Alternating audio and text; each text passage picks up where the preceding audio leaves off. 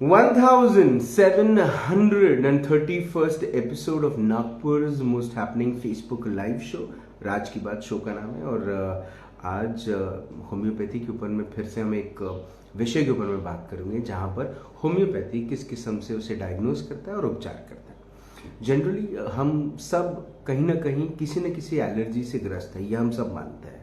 किसी को खाने से प्रॉब्लम है, किसी को डस्ट एलर्जी है, किसी को कोई मटेरियल पहनने से स्किन एलर्जी होती है।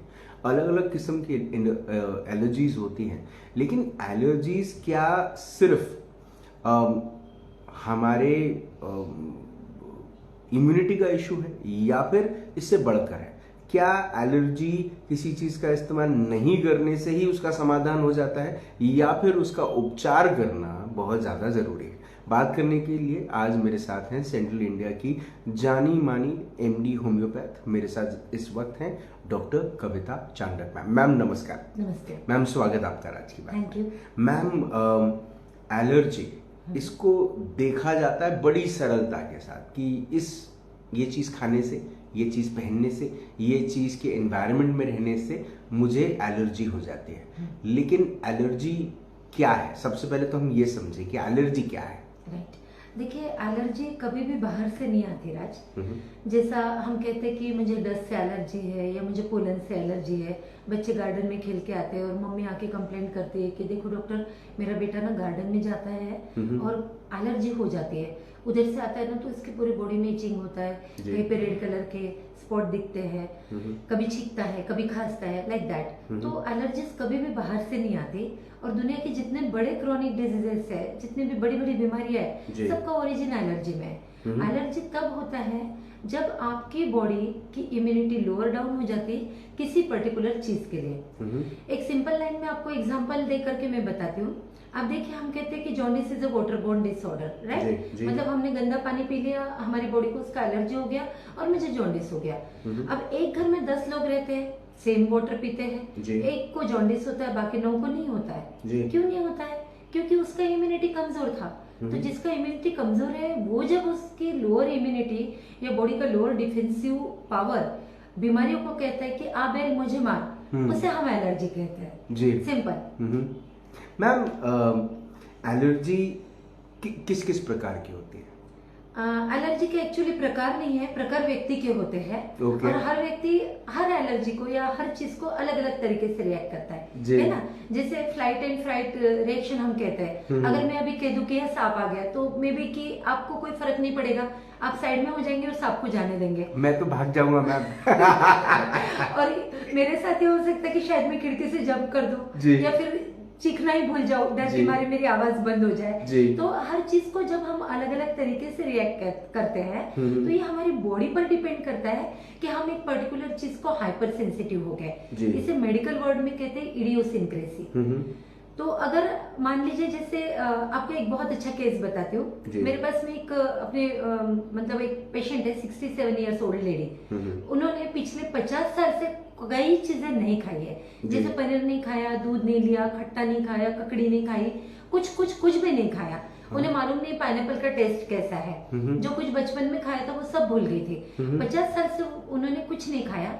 लगभग 40 से 45 ऐसी चीजें जो वो खाती नहीं थे। उनको अलग अलग ऑयल से एलर्जी है, घी से एलर्जी है और पत्ता गोभी से एलर्जी है, बेसन से है।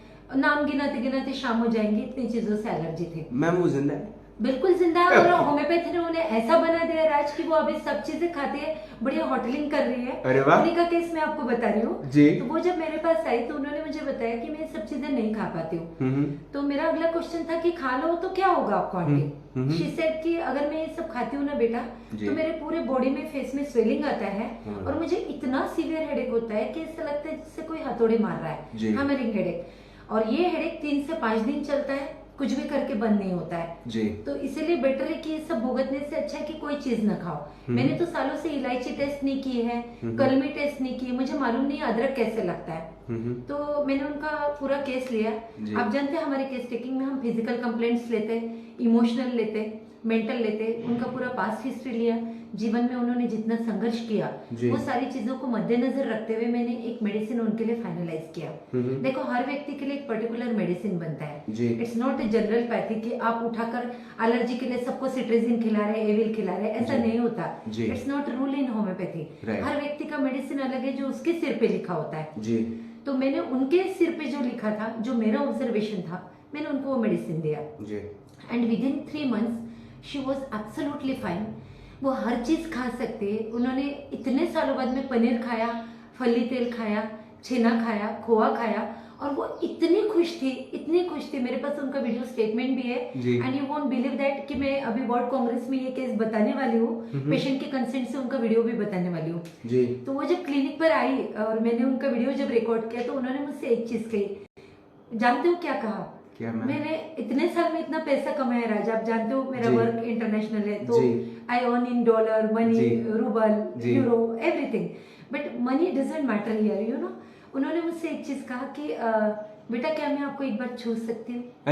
क्योंकि आप मेरे लिए भगवान है, आपने मुझे एक नई जिंदगी दी है।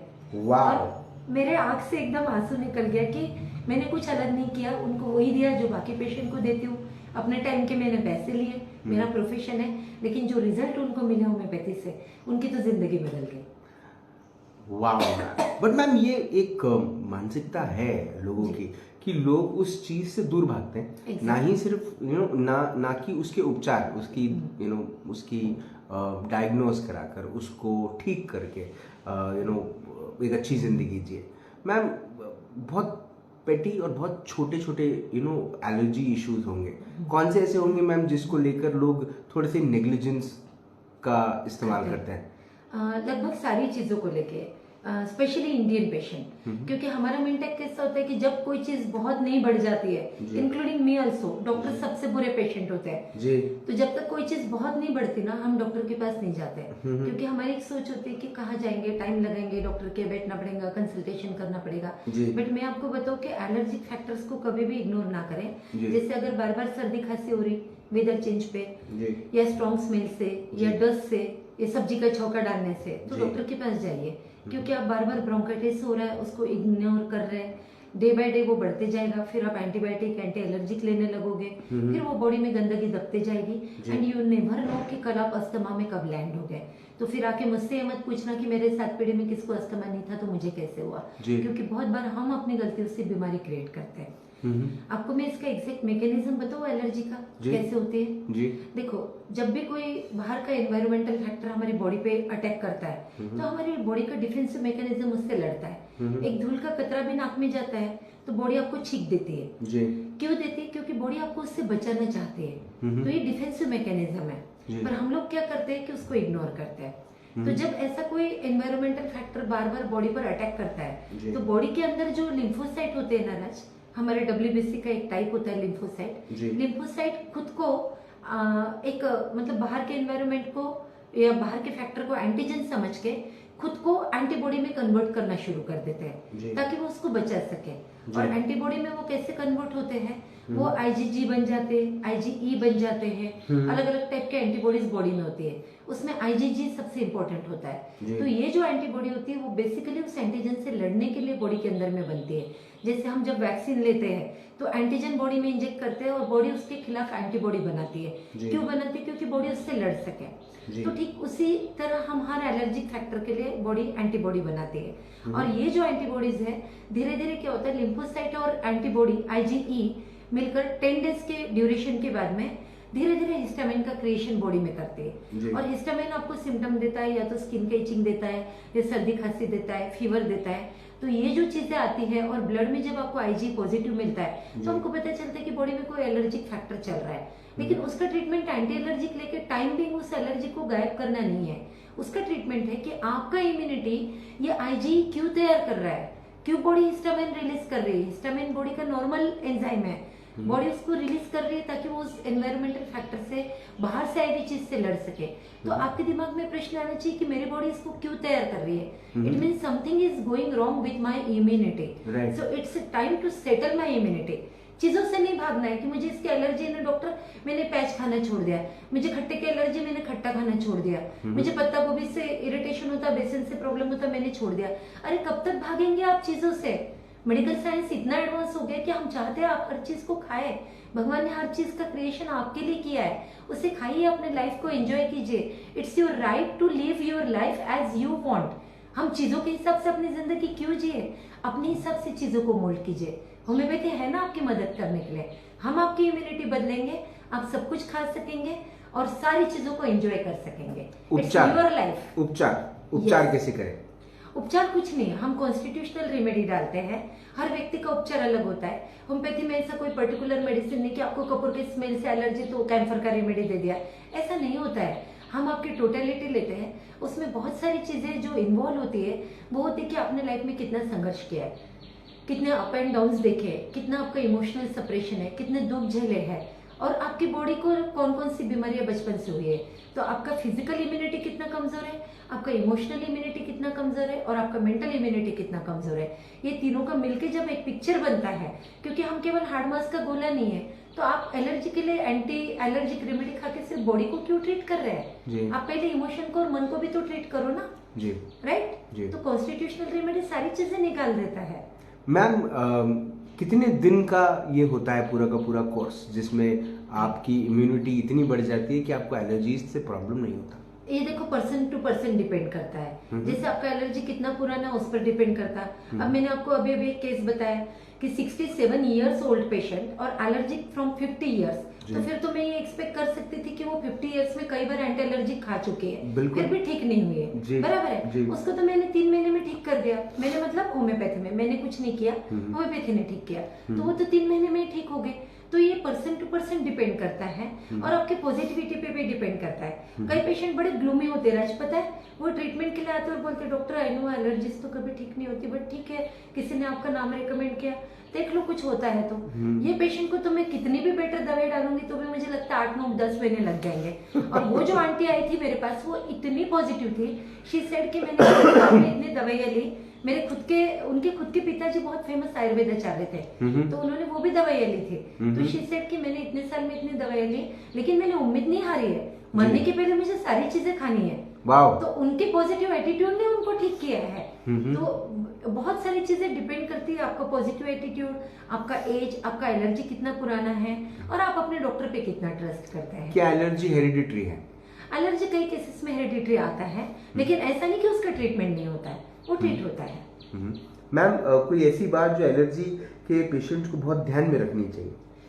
एक ही चीज ध्यान में रखिए कि precaution is better than cure. अगर कोई चीज जैसे आप एलर्जिक है, मान लो ठंडे एनवायरनमेंट को, आपको मालूम है, तो आप थोड़ा ग्रैब कर सकते हैं, कान में कॉटन डाल के बाहर निकल सकते हैं। अगर आप एलर्जी के बहुत स्ट्रॉन्ग परफ्यूम को तो स्ट्रॉन्ग नहीं यूज करते हुए माइल्ड करें, लेकिन फिर भी इसके बावजूद में भी अपने एलर्जीज को ट्रीट जरूर करवा लें। ऐसा नहीं कि उसको मुझे सिर्फ मेंटेन करके चलना है। जैसे आपने शुरू में कहा कि बहुत लोग एलर्जिक होते हैं किसी पर्टिकुलर कपड़े को। बहुत साल पहले एक पेशेंट आती थी जो उलन के कपड़ों को एलर्जिक थी, मतलब पहनने से नहीं, जब उलन के कपड़े अलमारी से निकलते थे तो उसमें एक डैम्प स्मेल आता है क्योंकि महीनों तक वो बंद रहते, उस स्मेल को भी एलर्जिक थी, बहुत छींके आती थी, और जब पहनती थी तो पूरे बॉडी पे रेड कलर के रैश आते थे। तो उसको मैंने होम्योपैथी की रेमेडी एंथ्रेशियम करके, आप बिलीव नहीं करेंगे, एंथ्रेक्स बहुत ही अजीब से सोर्स से बनता है, एंटी फंगल रेमेडी है होम्योपैथी का, वो मैंने उसको डाला था, वो पेशेंट ठीक हो गए। लेकिन इसका मतलब ये थोड़ी कि हर एलर्जिक पेशेंट जो उलन के कपड़े को एलर्जिक है वो एंथ्रेशियम से ठीक होगा, ऐसा बिल्कुल भी नहीं है, क्योंकि person to person medicine vary होता है। और प्रिकॉशन लेना अच्छी बात है, लेकिन उसका ट्रीटमेंट करो, जिंदगी भर उससे भागो मत। Precaution is better than cure. Yes, super. Ma'am मुझे ऐसा लगता है कि आज जो आपने बात कही ऑन एलर्जी, और एलर्जी को जिस तरह से लोग समझें, वो अब वक्त आ गया है कि लोग चीज़ों से भागे ना, इनफैक्ट चीज़ों को एक्सेप्ट करें, उसका उपचार करें और उसके साथ जिंदगी जिए, क्योंकि मैं मौका दोबारा नहीं मिलने वाला है। एग्जैक्टली। और पता है हर समस्या के पहले उसका समाधान आ जाता है। प्रॉब्लम होता है खाली हमको दिखाई नहीं देता है, बाकी सबको दिखाई देता है, डॉक्टर्स को दिखाई देता है स्पेशली होम्योपैथ्स को भी, एक्सरे आईज। सुपर। मैम आपने अपना वक्त दिया, आपने हमसे बात करी, आपने हमें वो बातें बताई जो मुझे ऐसा लगता है मैम कि लोग आज तक सिर्फ सेट्रिजिन पे भरोसा करते आए हैं। And ma'am it's a brutal truth कि एलर्जी हुई और आप केमिस्ट के पास भागे या किसी डॉक्टर के पास भागे, स्किन एलर्जी हुई तो स्किन एक्सपर्ट के पास भागे, उसने आपको 2 पिल दिया, वो ऊपर तो तब गया लेकिन अंदर मैम अभी भी वो आपका इंतजार ही कर रहे हैं कि कब आप उसका उपचार करें। होम्योपैथ में इसका पूरा का पूरा उपचार है, जड़ों से ठीक करने का उपचार है। अब वक्त आ गया है कि लोग जागे। आपने अपना वक्त दिया, आपने हमसे बात करी, उसके लिए बहुत बहुत धन्यवाद। Thank you so much. अगर आपको एलर्जी है, अगर एलर्जी से रिलेटेड आपको कोई भी इशू है तो आपका ये एपिसोड देखना ना ही सिर्फ जरूरी है लेकिन समझना भी बहुत ज्यादा जरूरी है। और मैं आपसे उम्मीद ये है कि आप इस एपिसोड को देखेंगे भी और शेयर भी करेंगे, बिकॉज शेयर करने से क्या होता है पता है क्या? देखिए, ज्ञान बांटने से बढ़ता है, ये एक बहुत बड़ा सच है। लेकिन 2023 के बाद, मतलब 2022 के बाद ये एक भविष्यवाणी हुई है कि अगले 10 सालों तक अगर आप कोई भी इंफॉर्मेशन से भरा वीडियो किसी को शेयर करेंगे तो आपको उसकी दुआ मिलेगी। हकीकत कोशिश करके देखिए, हो सकता है कि ये सच साबित हो जाए। आपसे फिर होगी मुलाकात इन राज की बात। तब तक अपना ध्यान रखें, सुरक्षित रहें, स्वच्छ रहें, स्वस्थ रहें, मस्त रहें, खुश रहें, व्यस्त रहें, परिवार के साथ एक अच्छा वक्त बिताएं। और अगर आपके परिवार में किसी को भी एलर्जी से कोई इशू है तो डॉक्टर कविता चांडक से कांटेक्ट करें। जिंदा रहें। जय हिंद।